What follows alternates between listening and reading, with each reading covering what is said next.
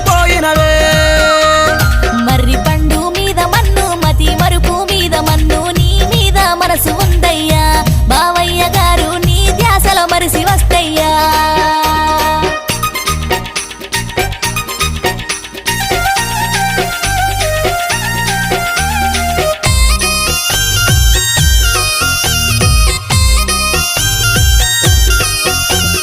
వంక తుమ్మ చెట్టు పంటి వరి గడ్డి కుప్ప పొంటి ఒక్కదానివి ఎందుకు